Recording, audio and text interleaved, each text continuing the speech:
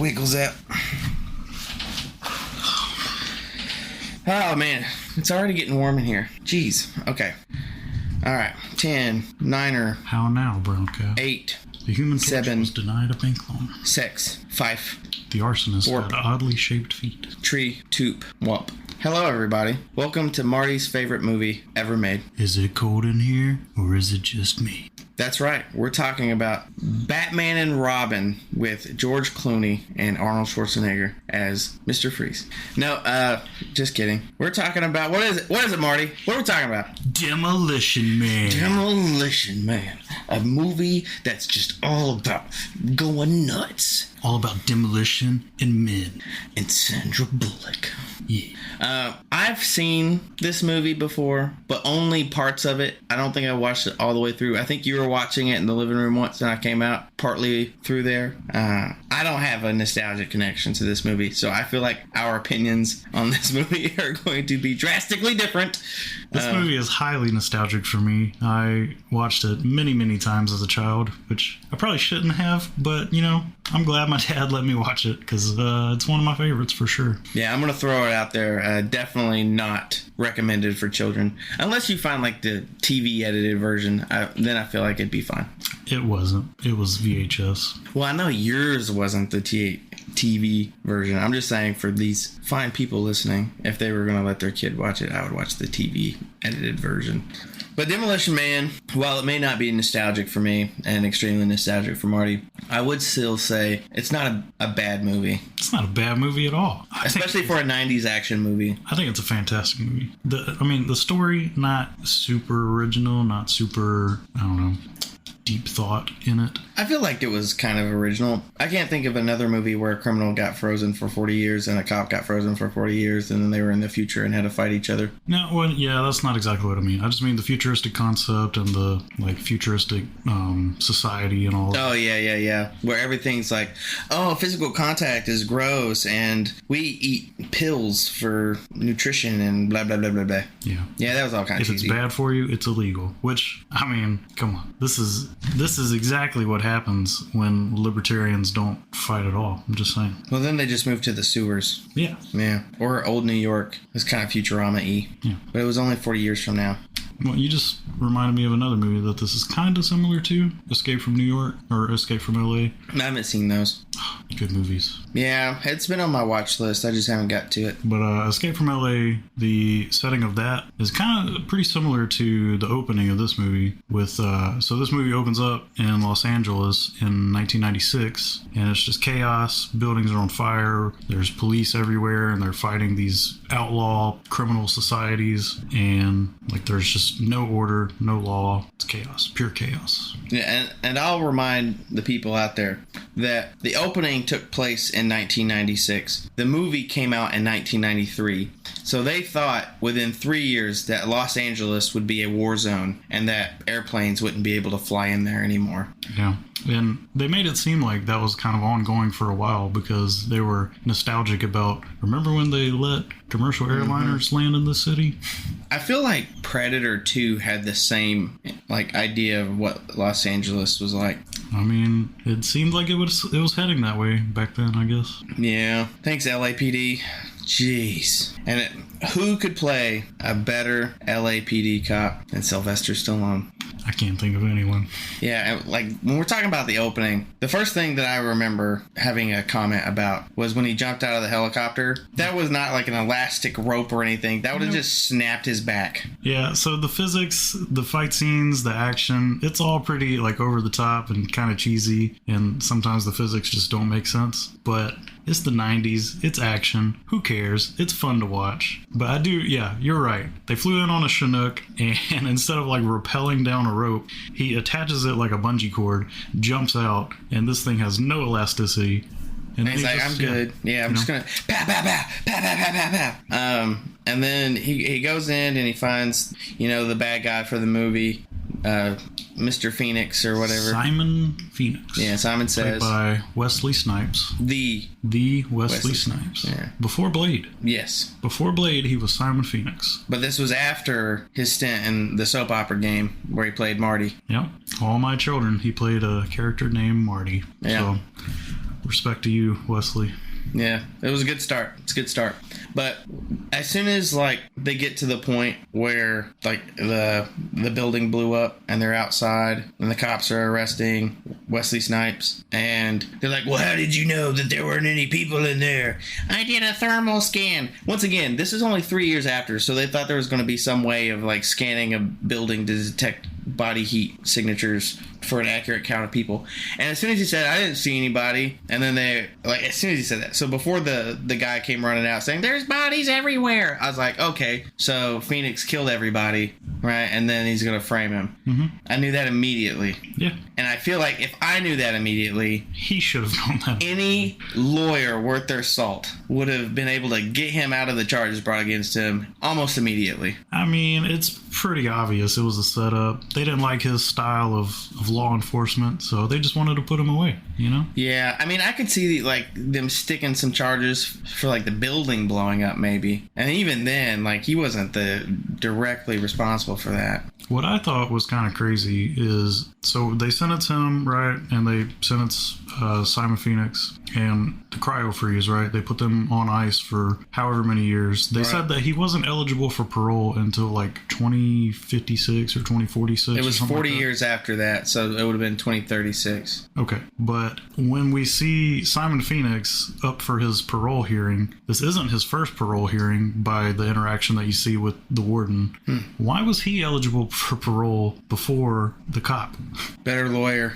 Drug money, man. Yeah. Just had a better lawyer who's probably dead at this point. He died in the earthquake of 2010. The big one. Yeah, that was a weird thing too. But so the movie, like we've already said, the star is Sylvester Stallone. Like he is the headliner, right? All that we were just talking about with the opening takes about 2.5, 3 minutes. Mm-hmm. And then you don't see him again until 40 minutes later. But, you know, the cast of this movie, I think, is great. You got some big names, but they were pretty early in their career, most of them. Yeah, I mean, what I'm saying, though, is he's the main character. Yeah, I get what you're saying. And the first third of the movie, he is not in. True, but somehow they still made it work for me. I don't know. Well, somehow Palpatine returned, Marty. Yeah, well, this was a much better story than that. Yeah, I'll give you that. Until it gets ultimately redeemed by Dave Filoni. Somehow. Yeah. Somehow Dave Filoni. That'll be in future podcasts, I'm sure. But Demolition Man, they get frozen. They cut, 40 years later, Sandra Bullock is a cop who's bored with everything and quirky and all that.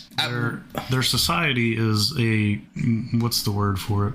Like a perfect society or whatever. There's no crime. There's no poverty. There's no lack of food or anything. Yeah, utopia. That. Because they merged like 3 cities. It's San Angeles now. And everything is so perfect that the police don't really have anything to do. So she's bored with it. She's obsessed with the 20th century and the violence and chaos that century had in it. Yeah, and I guess she was talking to the warden about the prison population or something, and she was just like, blah, blah, blah, blah, I don't really care about this. And then she got to the police station, and the captain was like, how dare you show some kind of malaise towards your job, and blah, blah, blah, blah, blah. And then she's like, yes, sir, yes, sir, yes, sir, be well, or whatever. And then goes to her office, and she like mutters a swear word. And this is when they introduce a running gag that will go on for the rest of the movie, almost to the point of annoyance, but not quite. It's like... Nah, it's perfectly executed. It's right on the cusp of being like the goats from the last Thor movie. I wouldn't put it near that at all. I would put it near it, but not that egregious. I'm thinking about making the sound of that paper ticket machine my ringtone. You've been docked 1 credit. Yeah, that was funny. Like, the rest of the time, they're just cussing up a storm. Foul language is illegal. Salt is illegal. Meat is illegal. Sex, kissing, anything that is bad for you or potentially transfers diseases, anything like that, illegal. Yeah, having fun, illegal. Yeah. Unless you like singing Oscar Mayer Wiener songs. Yeah. But, yeah, it's kind of weird society. But she's bored with her job, and they kind of introduce her, and then they go back to the prison, and they've got Simon Phoenix out for his parole. And was there a verbal password for? Yeah, the verbal password was teddy bear. Oh, okay. I missed that. I was like, why did the locks just come off? I didn't realize it was a verbal thing. Yeah, they make it pretty clear in that first scene with him on his parole hearing that they tell you that they do some kind of like subconscious programming, a rehab thing. And it's pretty clear that someone has given him the code to release him from the restraints and all kinds of like insider knowledge that will help him basically get away from the cops and escape. Yeah, that whole thing was weird, right? So they basically brainwashed him in there to kill somebody that they wanted dead and gave him all this knowledge. And that part makes sense, right? They have some way of doing some kind of stuff. What didn't make sense was him coming out, quote, 3 times stronger than he was before he went in. I don't see any kind of manipulation to his mind they could do to make him 3 times stronger than he already was. I think that because they like programmed all these different fighting styles and stuff into him, he had like this super in-depth fighting knowledge. That probably made him feel like... I would agree with you if it wasn't for the fact that he stomped in a window of a cop car, grabbed a cop out of it with one hand, and threw him 20 feet. Yeah, I guess, but that glass wasn't even tempered, so whatever. That wasn't the impressive. They're vegetarian. The fact that weigh that much. He's got his gear on. He's got to weigh at least 200 pounds. Their gear is like a kimono. Not the cops. Pretty much. And he was wearing his little riot gear or whatever. But he just grabs him with one hand and then throws him 20 feet. Yeah, he's from the 20th century. These little 21st century guys are made out of pudding. We were born the same decade that this movie came out in, and neither of us know any human being that is capable of throwing a fully grown man 20 feet. Yeah, I know. Okay, but Sylvester Stallone did similar things. I don't remember him doing anything like that. Like punching people, yeah. Hitting people in the head with a baton, sure. Throwing somebody 20 feet? I didn't see that. It seemed like they made an emphasis on him being supernaturally strong. I don't know. It didn't really feel like an emphasis to me. It just felt like 90s action movie. Well, I mean, the way that they would frame him doing some of these feats of strength, and then the fact that John Spartan said, how come he's 3 times stronger than he was before? Yeah, I guess. So that was kind of weird. But other than that, I was like, okay, yeah, it makes sense. Brainwash some guy in a frozen state into wanting to do your bidding. Makes sense. And what did they program John Spartan to do? Yeah, he did. His was knitting. And I don't know if they did that on purpose or if that was actually something that he would have been good at based off his genetics, and that's why it was chosen. It seems like it was just based off his genetics. Yeah, that's pretty funny, though. I wish I was good at knitting. You know, I kind of do, too. That sweater he made looked pretty nice. Jealous. Do you use forceps when you knit? Are you delivering babies? Well, you shouldn't use them delivering babies either. If you don't know this, people listening, that's why Sylvester Stallone has that like weird thing with his mouth and he talks funny, because instead of like birthing him in a normal way, the doctor's like, why don't I just squeeze his head with forceps and crush his skull? So now you know he's got permanent damage to his face and whatnot. And speaking of permanent damage to his face and whatnot and him talking funny, he does a weird amount of yelling in this movie, or screaming, however you want to define it, like when he's running from a building or whatever. And every single time I was like started cracking up a little because he's like,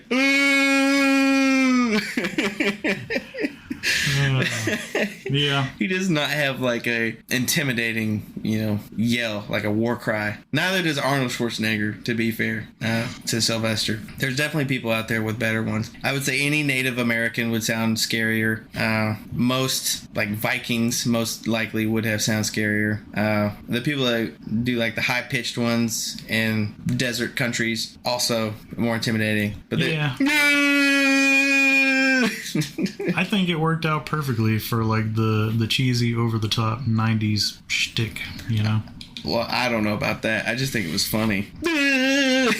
All right, Chewbacca, calm down. No, that's a different. He although I feel like casting Sylvester Stallone as Chewbacca would be pretty funny in like a SNL skit or something.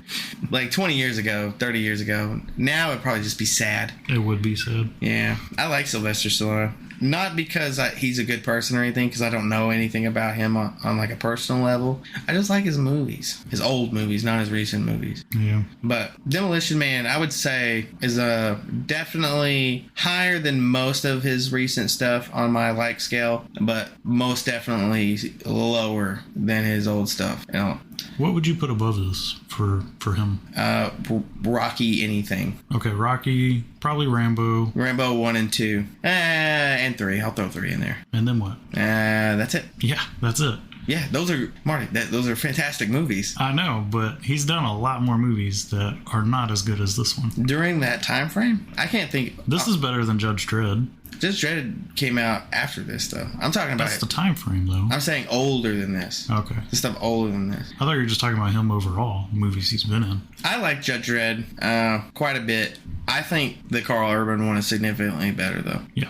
I think Demolition Man is better than Judge Dredd with Sylvester Stallone. I'd have to rewatch it to know for sure. But, you know, I think that Demolition Man is fantastic, not because of Sylvester Stallone, but mainly because of Wesley Snipes. Wesley Snipes, okay, this is how they wrote Simon Phoenix. They're like, what if we made the Joker black, dyed his hair blonde, and then put him in an outfit that a toddler would wear? And it works. It's perfect to me. He's just the Joker, like dressed like Chucky. Sure, and I love it. I think that Simon Phoenix is one of Wesley Snipes' best roles. It's up there with Blade for me. I'm gonna be fair, and I agree, but to be fair, he doesn't really have a lot of good roles or iconic ones. I mean, Blade's more iconic, but Blade was more boring. You know what I'm saying? Yeah, not a lot of depth to the character, I guess, but... Yeah. My mama was bit by a vampire. I'm gonna kill vampires. I don't know. Simon Phoenix is just one of my favorite, like, villains of any action movie. Yeah, to me, he was just, like... I love the Joker, and he was just the Joker. He's funny, he's cheesy. Yeah. He's crazy. Makes jokes and has absolutely no motivation other than to cause chaos. Yeah, and I love it. Yeah. And yeah, his orange jumpsuit and the overalls, perfect outfit. Love it. Yeah, he looked like a little girl from... Did you notice that he had a blue eye and a brown eye? Yeah, I noticed something weird with his eyes. Yeah, I thought that was cool. Yeah. He's just a weird guy. Weird guy. Here's what we don't need: a backstory on him. That's something we don't need. On Simon Phoenix? Yeah. No, I mean he's just crazy because he's crazy. Just crazy, yeah. Yeah, I'll take that. But I still don't think it was like an iconic movie though. It was for me, but maybe that's the nostalgia. I don't know. I don't think I'd ever even heard of it before I lived with you. Well, you're welcome. No, touche. I mean, like I said before though, I don't think it's a bad movie. I just don't think it's like an iconic 90s action movie. It is to me. Honestly, I'd put it up there with any of the 80s and 90s action movies. But you know what came out like either that year or within a couple of years of this movie? True Lies and Terminator 2. Okay, T2, probably best action movie from that era, period. Probably one of the best action movies ever in general. Period. Yeah. But True Lies is really good too. It's really good. Yeah. And those are both Arnold Schwarzenegger, who is referenced in Demolition Man. He is. He's before he became the governor. Yeah, before he became the governor, they predicted he would become president. They're pretty close. I mean, being governor of California, you're not too far off from the presidency. Yeah, and I mean, this is San Angelo, so maybe, like, it could be its own nation. We don't really know. That's true. They didn't really talk about anything outside of that. What if the rest of the country was just normal? Yeah, and the big one, like, separated it, and they became their own country. California, if you're listening, take notes. You guys can do your own thing. Go for it. Have your utopia. Yeah, and you can send your scraps to the rest of us, and you don't have to kill them. Mr. Edgar Friendly, we'll take him. We'll be friendly with him. That was also, I feel like, a little on the nose. The guy who's like the air quotes bad guy, his name is Friendly. Yeah. Like, come on, man. I think the Simon Says thing was pretty funny. Like, yeah, they didn't use it enough though. He should have used it more. I think they used it a pretty appropriate amount. I think enough to where John Spartan was kind of playing in on it too, because he would say something to him and he'd be like, "You forgot to say Simon Says." Yeah, that's what I was gonna say. The only time I remember them saying it was like 2 or 3 times, and one of them was Sylvester Stallone saying it when he like hit him or something. But Speaking of Sylvester Stallone hitting him, that death, pretty brutal. Oh, yeah. Okay, so just jump to the very end, like the last fight. I mean, we can wait. I was just saying, that was pretty brutal. It was. It's worth watching just for that. Well, I wouldn't go that far. I mean, if you're bored and you want to need a movie to watch, and you don't have children around you, yeah, sure, watch it. You'll probably have a laugh. You wanna give it a rating? Ooh, okay. You go first. I'm gonna need to think about this. I need to think about it too. Yeah. All right, I got mine. I'm going to give it 6 quesadillas out of 10 Mexican pizzas. I'm going to give it 9 rat burgers out of 10 Oscar Mayer wieners. Ooh. If you don't get the reference. Or no, Armour hot dogs. Dang. I messed it up. No, they did Oscar Mayer. Did they? Yeah. They played both of those then. Because I remember the Armour hot dog one. They sang the Armour hot dog one, but then later on, when they were referring to that, he said Oscar Mayer. So I think there was a bit of a continuity mix-up in there. Yeah. But the reason why I gave my rating the way that I did, for those who haven't seen the movie, apparently there was a war between all restaurants, whatever that means, and Taco Bell won, and so now every restaurant is Taco Bell. Yeah, and it's a pretty fancy establishment. Did they actually serve... With no tacos. Yeah, I was going to ask, did they actually serve stuff that was on the Taco Bell menu? I couldn't remember. I don't think so. It looked like one of those really fancy places where they just kind of drizzle some stuff around like 2 bites of food. Oh, something that Galvan would make. Yeah. Yeah, okay. He's probably not ever going to hear this, but if you do, Galvan, I want you to know I love you. Same. And your food is cool looking. Samesies. Congrats on your wedding, by the way. Oh, yeah, congratulations. Marriage. Congratulations. Nate, if you haven't seen this movie, I'm sure you have, but if you haven't seen it, watch it if you're bored. Don't listen to him, Nate. You're from that generation. You'll love this movie. If you haven't already seen it, what's wrong with you, Nate? You should have seen this by now. Yeah, he'd probably get annoyed by all the weird leftist government things in it. Yeah, but the good guys prevail. They overcome them. I guess. But then they still hated each other at the end, though. Like, there was still the people that wanted to live the way that they were living. And then the scraps were like, we're free. And they agreed to, like, work it out, find a happy medium between the two. Well, no, Sylvester Stallone was like, because one of them said basically anarchy, and the other one said back to totalitarian, authoritative, whatever. And then Sylvester Stallone was like, I think you two should meet somewhere in the middle and figure this out. And then it ends. Just imagine that they did. That was just like, that was actually a really, like, I know we're skipping to the end again. That was actually a really funny way to end the movie. Yeah. Because it was like watching a G.I. Joe PSA or something from the 80s. And he's like, I guess you two are just going to have to meet and figure it out. He like puts his hands on his hips and smiles. I'm like, oh my gosh. He's got that cute little beret on with his wings. Do you earn wings in LAPD? No, but, Simon kept calling him Soldier Boy, so I imagine that he was like... Oh, wait, maybe he was like maybe those were like air assault wings, because he did jump out of the helicopter at the beginning. With a freaking rope. Yeah. He rappelled without actually doing the rappelling part. No, he bungee jumped with a solid rope. He fell. He fell with a lifeline attached to him. Let's see. So, chaos. Cops can't handle Wesley Snipes. So, they're like, what are we going to do? And then they were like, oh, I know. We'll unfreeze John Spartan. Gotta send a maniac to catch a maniac. Well, that came later in the movie, I think, though. It was like, what was it? The old guy. That was one of the opening parts, and it was a line that was repeated later. I'm talking about the part where, like, they didn't say that during the decision to unfreeze him. No.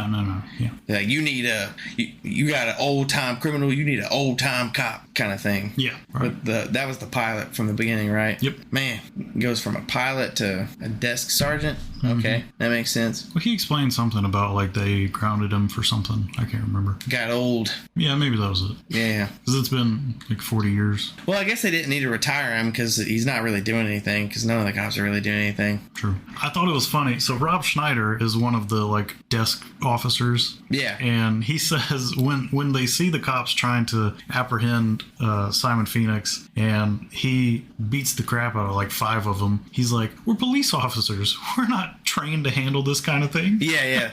We're not trained to handle this kind of violence. Yeah, I thought that was pretty funny. Oh gosh, so they unfreeze him, Sylvester Stallone, and boy do they show Bush. That was weird. Yeah. I didn't need to see that. I just imagine. I think he did. Blurred. I honestly think that Sylvester Stallone did that because he was like, all right, Arnold got shown naked going back in time, so I'm going to get shown naked going forward in time. And then Austin Powers is like, me too. I thought that was very weird. It's like, I don't need to see a naked Sylvester Stallone. I don't need to see a naked anybody in this movie. Definitely not Sylvester Stallone. I would have taken the old retired pilot over him. The cryo freezing thing, just that whole process, I thought was really cool. Like the sci-fi aspect of it and everything. Yeah, it was weird that people thought that they weren't conscious during this.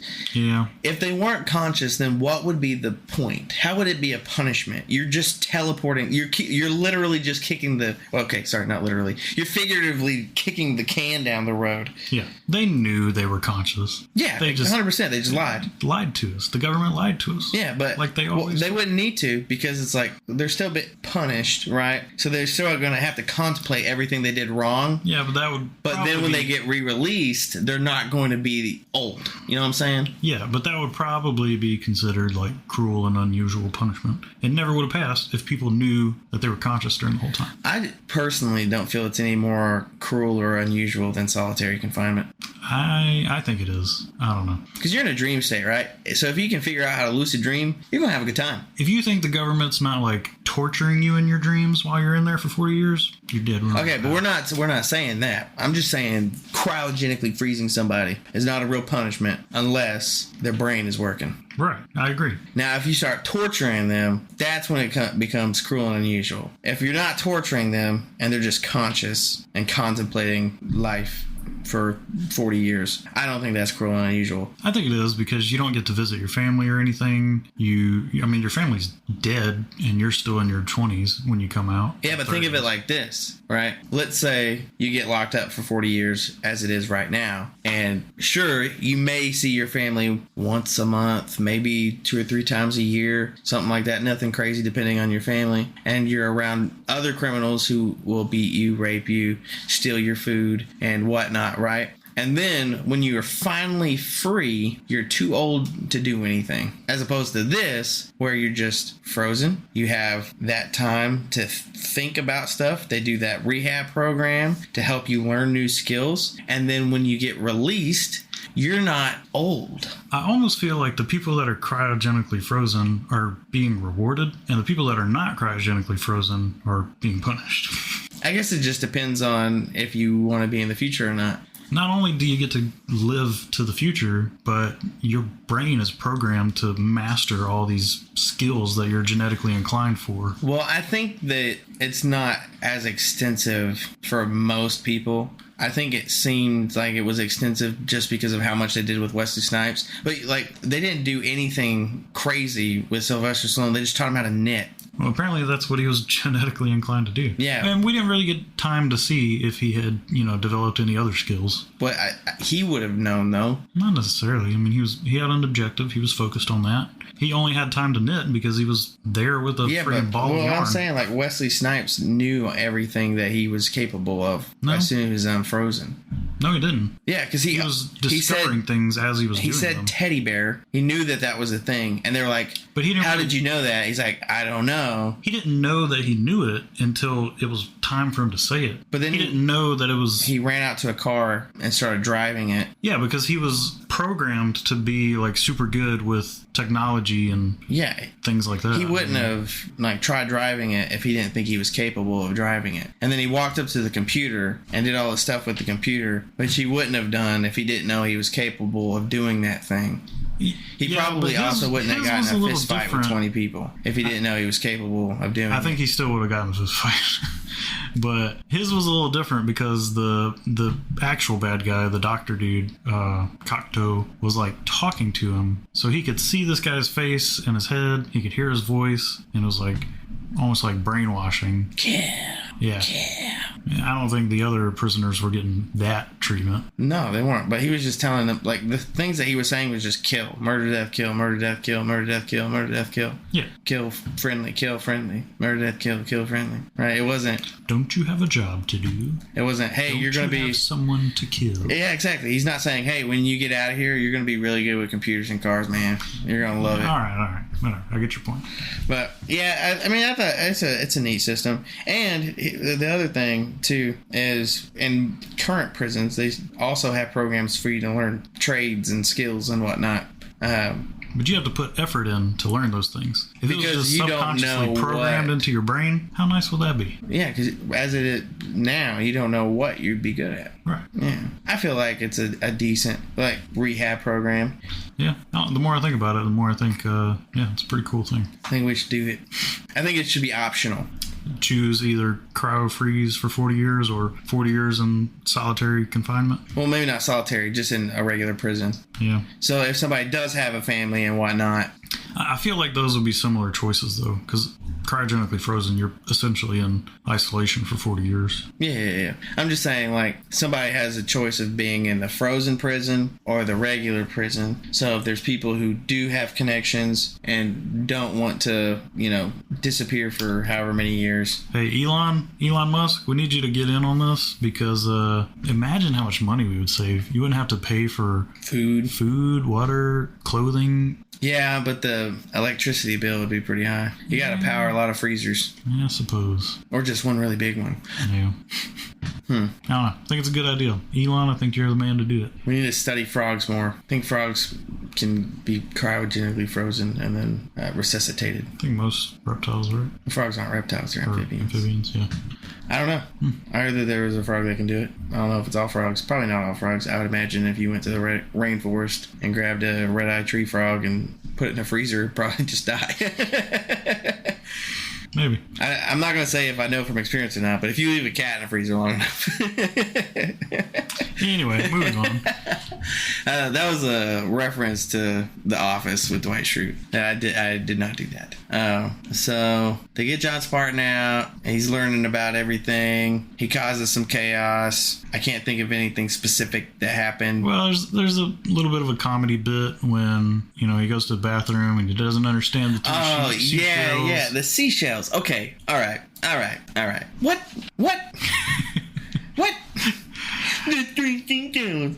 So you just scraping poop off of you? You just take a scraper and scrape it. How is that more clean? I imagine that there is some kind of animal that lives in these seashells, and I don't know, they clean your butt for you. Here's what I imagine. I imagine that bidets existed in 1993, and they knew full well that they existed, and they could have just said, hey, what if they had bidets everywhere? Because that was gay back then. True. Or Japanese. Yeah. Which are the two worst things you could have been in the 90s. I'm just kidding. But, man, speaking of bidets, I'm going to just plug this in. Everybody buy a bidet. Yeah. Buy it. All right. We need to eliminate toilet paper. It's a waste of trees. We need that lumber so I can build a new deck without having to spend an arm and a leg. All right. Stop using toilet paper. Buy a bidet or a toilet that has a built-in one. Honestly, it's just cleaner. It's better. It's superior to toilet paper in every way. Yeah, it is. Do you know what kills bacteria, Marty? Not paper. True. Yeah. Yeah. Hot water kills bacteria, and it feels nice on your bum. I don't have a heated one, but I don't either yet. Yeah. Man, they got the ones now that they've got UV lights in there. That so kills when bacteria too. So when you close the lid, the UV kills all the bacteria in there. It's got heated or like temperature adjustable jet for your bum and a dryer. So you don't even have to use toilet paper to dry yourself. Man. Yeah, they were way off with the 3 seashells. Way off. And I'm going to say right now, I want a Japanese toilet. Oh, yeah. I want a Japanese toilet so bad. It's on my bucket list. My honey bucket list. You know what a honey bucket is. You'd think that's funny. Yeah. All right. Let's move on from the seashells that I still don't understand. I guess we can explain the context of the seashells. He goes to the bathroom and he comes back out and he's like, hey, there's no toilet paper in here. And they're like, dude, what toilet paper? And then one of them's like, oh, yeah, people from back then used to clean themselves with paper. And then everyone's like, paper? He's like, yeah, well, where the toilet paper? Neanderthal. Yeah, it's like where the toilet paper is supposed to be, there's just these like 3 seashells. And they all start laughing, and Rob Schneider's like, he doesn't know about the seashells. I'm like, oh gosh, it was so dumb. Like, nobody knows about the seashells. I think that's part of the joke. Like, why it's funny though is because it doesn't make sense. And they never explain it, which makes it even better. They never explain it. Yeah. And then he goes up to the machine that gives him a ticket every time he cusses, and he just starts saying a bunch of awful words. And then he takes all the tickets. He's like, all right, I got my toilet paper. I'll be right back. Yeah, genius. Yeah. It was funny because whenever Wesley Snipes cussed twice, they called the cops on him. Yeah. But Sylvester Stallone did it like 50 times. In the police station. And they never say anything about calling the cops. And so I think even 40 years, I was going to say even 40 years later, LAPD is still racist. Yeah. Come on, LAPD. Move on. Move on. All right. Rodney King was a long time ago. Oh gosh, what happened after that? It was just more of him like acclimating to the future, and then Wesley Snipes in the background doing some like plans. He got some guns. So that's what I was gonna say. They're trying to figure out where he's going, and he's telling the chief, he's like, he's going for a gun, I promise you. And the chief is like, guns are old antiques. The only place you could even find one is at a museum. Yeah, he called them weapons of mass destruction too. Yeah, he did. And, of course, that's where he went, to the museum to get the guns. Yeah. And that's where we have our first, well, I guess our second, like, big action scene. Yeah, the shootout. Well, depends on if you would count the cops getting the crap kicked out of them as an action scene. Not a big one. It wasn't like super over the top. Yeah. Wesley Snipes, also, by the way, is not a believable martial artist in that movie. What are you talking about? He looks more like somebody trying to mimic Bruce Lee than he looks like somebody trying to do martial arts. I mean, if you're good at mimicking Bruce Lee, then you're good at martial arts. Bruce Lee is not a real martial artist. You tell him that. Okay. Hey, Bruce Lee, you're not a real martial artist. But you're really cool. Make a great movie. Ip Man would be proud. Now there's a martial artist. I have no idea. I'm just kidding. I just think that movie's good. Train Bruce Lee? Yeah. That was the whole reason they made movies about him. Yeah. But I don't think any of those movies were real or anything that happened. I mean, Wing Chun is a real. Yeah, Wing Chun is real. And if somebody tried to use Wing Chun in a fight, they'd have their face caved in. Yeah, not against freaking cops that aren't prepared for this kind of violence. If they have shock batons, you sure would. Nah. Well, those didn't even look like batons. They just looked like baseball bats. Yeah, they call them glow rods. Yeah, those were weird. It was just I like the sound effect, though. It was cool. I don't remember it. I can't really describe it. It was like, pew. Okay. Ooh. All right. So we've got the, what are those girls called? E-girls. Oh, yeah. You get the e-girl baton. Yeah. Ooh.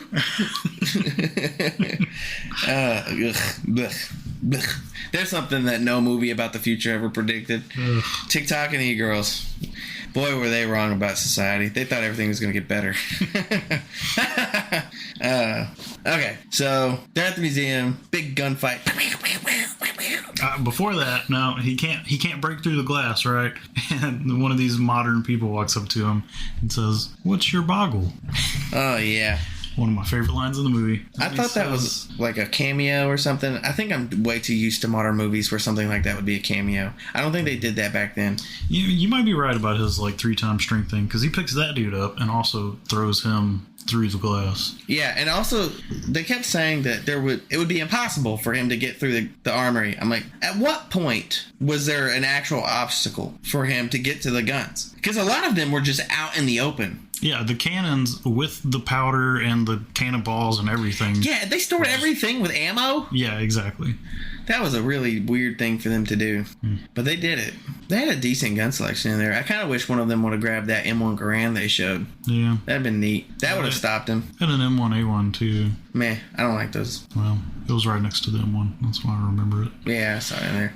But Yeah, they had a weird selection of guns in there. Yeah, but then he gets the like modern pulse rifle thing. The mag. Yeah. The magnet accelerated gun. It's like a Mac cannon, but it was a mag gun. Right.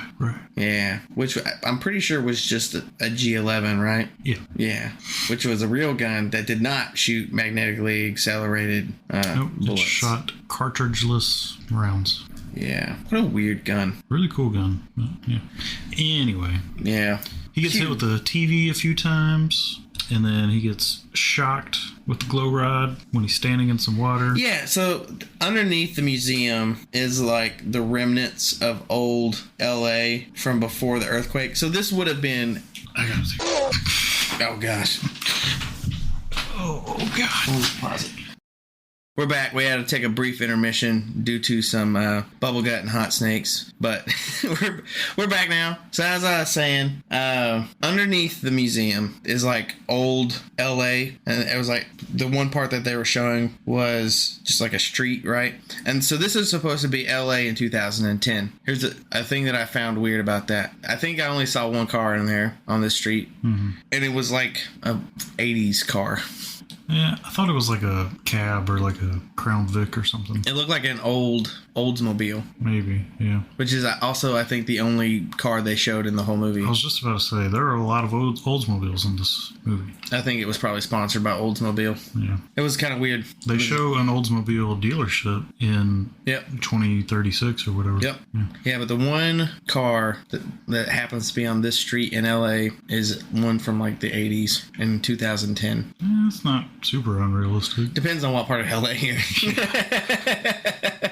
Oh, man. But they fall into that pit of the old LA, and they're fighting down there. Pew, pew, bang, bang, shoot. And then one of them gets away. Wesley Snipes gets away. I don't really remember this movie super well. I literally just watched it today. Well, when they get out of the museum, he's running through like this courtyard area, and he sees Dr. Cocteau, who is the man who basically built this utopia and is essentially the totalitarian. Yeah. And he's the one that basically programmed Simon Phoenix's subconscious to kill Edgar Friendly, and he's the voice repeating in his head telling him to kill Edgar Friendly. Yeah. And apparently he also programmed him to not be able to kill him. Dr. Cocteau made Simon Phoenix incapable of killing Dr. Cocteau. Yeah, and so there's that little scene, right? And then what's his name? John Spartan goes back to Sandra Bullock's apartment, Huxley or whatever her name is. Yeah, Lenina Huxley. And she's like, I want to have sex with you because violence and sex are equal, or something weird like that. He's like, hell yeah, let's get it. Yeah, and then she's like, I'll be right back, and starts playing the Love Boat song, and then comes back with like these weird headset things. So because of all the swapping of fluids and whatnot has been illegal, they now have sex through telepathy or it something. Seemed like that, like something weird. Virtual reality / telepathy. And whatever they were showing in his brain was very disturbing. Yeah, that was scarier than most horror movies. And if you haven't seen the movie, but you have seen the old Willy Wonka movie, think of when they're going through that tunnel. That's what it looked like. Yeah, terrifying. So, yeah. That was the only part that I probably found traumatizing as a child. Yeah, so they had that part, and then he like ripped it off. And he's like, ugh, I hate this. And then she was like, well, how else do you do it? He's like, the old-fashioned way. Yeah. And then he started listening, like, the Sideways Mambo and Hanky Panky and inappropriate words. I can't remember all the phrases he used. Yeah, a lot of them. Some of I've never heard of. Yeah. Mambo Wombo, is that one of them? Something like that. Yeah. But whatever, he starts coming up with this, and she's like, ew, gross. You would do that? Ugh. And then she's like, get out of my apartment. Well, he asked her about, well, how do people have babies? And she was like, well, abortion's illegal, but then again, you have to have a license to get pregnant.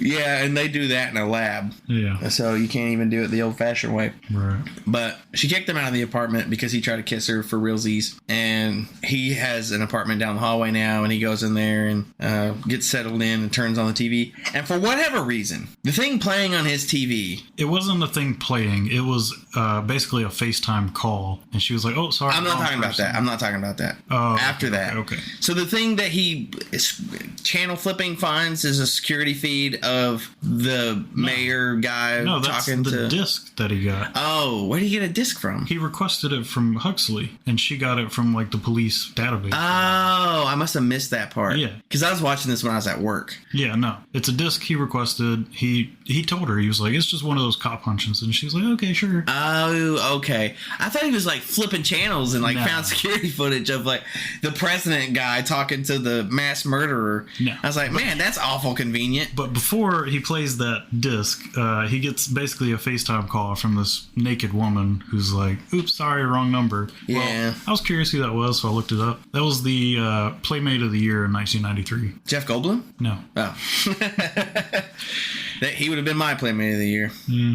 Anyway, yeah, so he watches the tape and he sees, obviously, Dr. Cocteau has somehow corrupted Simon Phoenix to not be able to physically harm him, and he is quite fishy of him. Yeah, as one would be. Yeah. So he's like, I'm going to go talk to that guy. I don't really remember everything in specifics, but he goes and talks to him, and he starts shooting all of the TVs that he's talking from, and then the fat guy was like, he's over there! And then he snuck up behind him with an M9. Associate Bob. Yeah, and put a gun to his head. He's like, tell me whatever to do.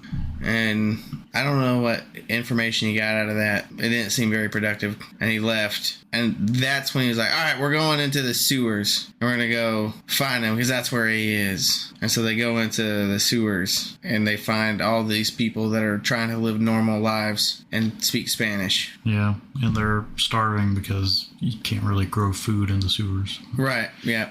Here was a weird thing. So he ordered a beer and a burger down there from this nice lady. He spoke English the entire time. She spoke Spanish the entire time, and they both completely understood each other. Yeah, that's normal. Is it?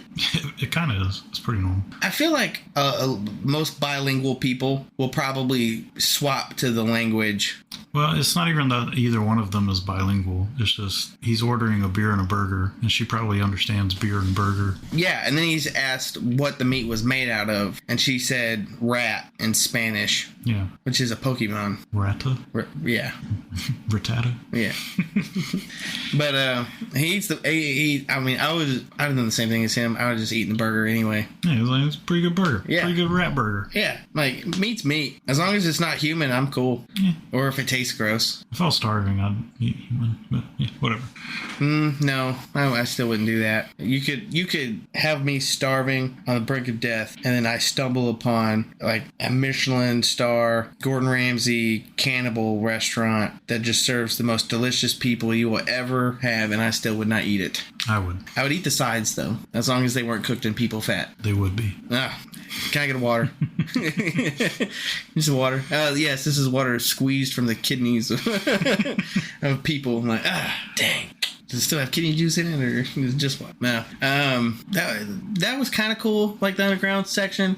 I feel like they should have explored that a little more. Yeah. Maybe. I do feel like the biggest injustice of the movie is they didn't really show enough of the freedom fighters and the scraps and Edgar Friendly. I thought he was a pretty good character too. I would have liked to see him a little more. Yeah, no, and he's the John Connor of the movie. Yeah. Yeah. He's not a leader. He just, goes out and gets some food, and sometimes people come with him. Me. Yeah. But then he's yelling commands, and he's not the one captured. He sends his grunts to get captured, but that's all good. Oh, my dog's barking. Ignore that, guys. Unless you wanted to break in my house someday, then it's a real big dog. Sharp teeth. Bad attitude. I wouldn't do it. He's looking at my snake right now. My actual snake. I have a snake 5 feet away from me. His name's Virgil. He's a sweetheart. Except he bit me once. Well, only once. I feel like he would have bit me more by now if I would have let him. If I've given him the opportunity. But moving on. They get ambushed down there. Now Wesley Snipes has thought out a bunch of other criminals from back in the day to help him. One of whom is played by Jesse Ventura, which... What a waste of an actor. Yeah. I'm just kidding. I mean, think it was just a cameo kind of thing, you know? Very small role. Yeah. Jesse Ventura, what a guy. Oh, and apparently Jack Black was in this movie. Yeah. One of the scraps. Here's a fun fact. I don't remember seeing him. I might have to go back and watch again. He's the one that looks like a disappointment to his family. All of them.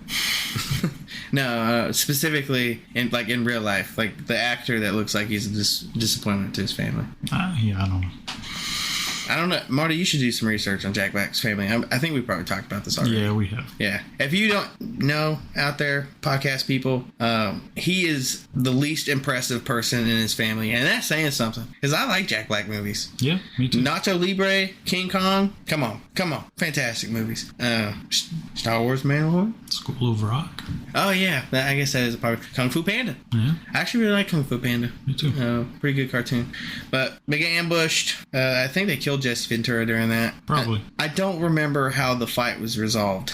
Well, Phoenix runs up to the top of the sewers and gets out on the street, and that's when they find the elevator and they bust up into the Oldsmobile dealership with the Oldsmobile 442 from 1970. Something like that, yeah. Yeah, and Lenina Huxley knows all about it, which was cool. Except how to drive it. Yeah.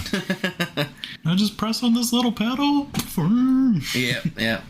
So they get the car chase sequence in. You got to squeeze one in there in the 90s action movies. And Phoenix is in her car. Yeah, Huxley's the cop self-driving, super futuristic cop car. Yeah, and then Spartan gets in that car. But yeah, he gets on the roof of it. You get a couple of good one-liners where he's like, "No free rides," and then he shoots up the roof. And then he's trying to get into the car, and they have "It's time to give you a haircut" scene. And he's trying to slam his head on the pavement while he's driving, and eventually, I think he throws Phoenix out of the car, right? I can't remember. Phoenix gets out of the car somehow. Yeah, and Spartan's in the car. And it's uncontrollable at this point. Yeah, and it's when you get one of my favorite lines where... that we are not going to repeat fully. Yeah, we are. Not fully, Marty. He's trying to engage the self-drive function, and he's saying, self-drive, self-drive, self-drive, you Mickey Mouse piece of... And then he crashes into the police station, or into the fountain in front of it. And I thought it was pretty cool though how instead of airbags, they have the foam that fills the entire car and protects you. It seems like it would work pretty good. Here's a fun fact about that scene. Whenever they were getting him out of... Wait, hold on. Did I miss it before this? Did the car door get ripped off? Yeah, it got ripped off when he was trying to pull... Okay, never mind. It makes sense then. I didn't see it get ripped off, and then he crashed, and then he just came out of the foam, and the door didn't open, and I was really confused. I was like, where's the door at? Yeah, the door got ripped off. Oh, okay. Never mind. That makes sense. Okay. Yeah, the foam was pretty cool. And then he's like, oh, what is this stuff? And she's like... cannoli? Yeah. He's like, 1 minute I was driving, and next thing I was inside a giant cannoli. And she's like, oh, you moron. You silly little... bumpkin. Yeah. And then they get yelled at by the chief of police, who's like, I'm gonna arrest you. Yeah, you're under arrest. And then he's like, I'm gonna go get the bad guy. You can't stop me. And she says, Chief, you can take this job and shovel it. Yep. She's been doing that throughout the movie. That was another running gag. She keeps messing up one-liners. Yeah. And some of them are pretty funny. You really matched his meat. Yeah. We're going to go down there and we're going to blow him. Blow him away. Away. She's just like, whatever. Yeah. Same. But yeah, and then I guess they were going to the cryo thing for whatever reason. Oh, he's going to release all the criminals, right? Yeah, because he gets Associate Bob, and now he's got his little band of thawed out criminals, henchmen that are helping him thaw out the rest of the criminals. He's trying to basically have his little criminal army going on. Yeah, so they go there. That's for the final showdown, right? And big fight. Now the freezy stuff has gotten everywhere. It's just Sylvester Stallone and Wesley Snipes. Sylvester Stallone knocked out Sandra Bullock before he went on this suicide mission so that she wouldn't get involved. They have their showdown, more one-liners, and then they do the T2, the Terminator 2, and freeze him solid, which is like a reverse of what happened in the beginning of the movie where he lit Sylvester Stallone on fire. Now he's freezing him solid, and then he like jumps up on this arm and swings and kicks Wesley Snipes in the head, and then like red ice cubes shatter and go everywhere. Yeah, that's pretty brutal. Agreed. It was a cool death scene, I guess, for the villain. Yeah. But then that's when he goes outside and like the two groups are arguing about like how are we supposed to live our lives now, and one of them's like complete anarchy and the other one's like complete authoritarianism, and then Sylvester Stallone's like, I guess we're just gonna have to meet in the middle. And then it's over. Yep. So that was pretty funny. That's the movie, folks. That's the movie. Demolition Man. That's the movie. What a movie. We already gave it a rating. We'll throw some fun facts. So one of the fun facts that I kind of picked up on myself, but you confirmed yesterday, is Master Chief from Halo was inspired by John Spartan. Yep. So his name is John, and he's a Spartan. And his prisoner number 117. And John, Master Chief John, is Sierra 117, Spartan 117. Yeah. So they're both 117. They're both John and Spartan. So that's pretty weird. Mm-hmm. Cool though. It'd be interesting if there was a bad guy named Phoenix though. Yeah, I thought about that after we talked about that yesterday.